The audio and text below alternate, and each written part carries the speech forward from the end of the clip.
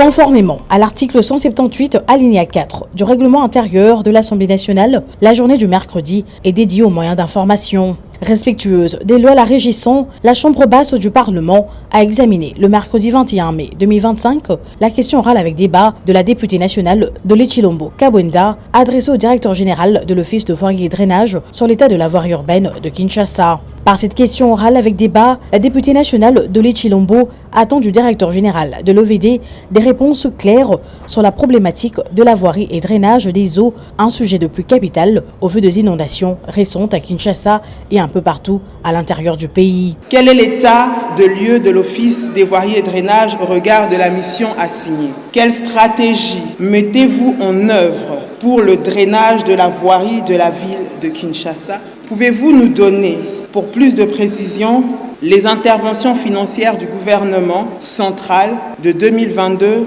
au premier trimestre 2025. Dans ces éléments de réponse, le directeur général de l'OVD peint un tableau peu réluisant des voiries de la RDC avec 85% de voiries revêtues de Kinshasa en état de délabrement très avancé, le problème de financement, de l'exécution régulière de la loi de finances, une bonne discipline budgétaire et la transversalité de la question de la voirie, autant de difficultés liées à la bonne exécution de ses prérogatives. 1. Une exécution régulière de la loi des finances. 2. Les recours à des mécanismes de financement innovants. Troisième source, la diversification des sources de financement à l'international. 4. La création d'un fonds d'investissement routier. Ces questions d'une abondance remarquable témoignent du caractère important de voirie pour la population. Entre des appels à la démission et à la transformation de la question orale avec débat en une interpellation, l'intervention tardive de l'OVD dans la réhabilitation de voiries, le détournement des financements pour la réhabilitation des routes, la durée des vies relativement courte des routes réhabilitées, le plan directeur pour la réhabilitation des routes, la politique anti-érosive, le drainage de caniveaux, autant de préoccupations des élus du peuple sur cette problématique importante. Monsieur le directeur général, savez-vous qu'à Massina, lorsqu'il pleut, les avenues deviennent des rivières? La ville de Kinshasa, est-ce que monsieur le directeur général est-il prêt que je le prenne maintenant, main dans la main, que nous allions sur l'avenue Kabambare et que nous prenions une photo et que je dise à la population, voici le directeur général de l'OVD. J'étais en train de pleurer quand j'ai écouté. Quelle est votre réaction par rapport à l'état actuel de la route Mokali qui se coupe au niveau du tronçon allant de la rue Ifili? Afin de mieux rendre la journée qui concernait les DG de l'OVD, on avait adressé une question orale avec débat à ces DG. Alors nous étions parmi les intervenants. Donc ma plus grande préoccupation c'était beaucoup plus pour la ville de Kinshasa.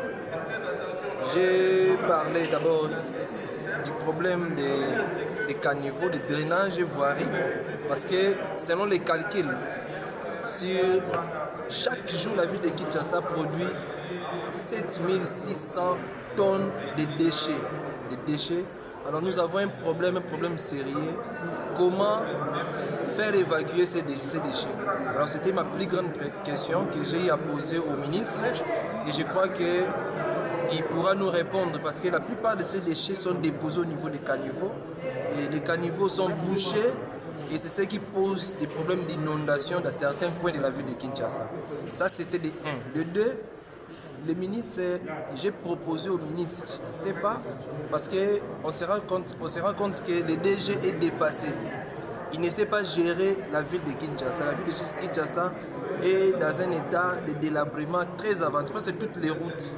Alors je lui ai proposé, si possible, d'avoir l'OVD au niveau communal et puis qu'il y ait une certaine collaboration entre l'OVD au niveau central et les différents quartiers, chefs de riz, tout ça.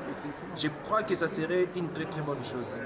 Ce qui concerne l'embouteillage de la ville de Kinshasa, on voit qu'il y a beaucoup de trous. Est-ce qu'il y a un problème de construction où il n'y a pas de matériel? C'est ce qu'on vient de le dire. Le projet Zéro Trou a été financé. Malheureusement, les trous qu'on avait constatés au début, ces trous-là ont été multipliés par 5. Donc aujourd'hui, toutes les routes sont impraticables, tout est délabré. Il n'y a pas moyen de circuler librement dans la ville de Kinshasa.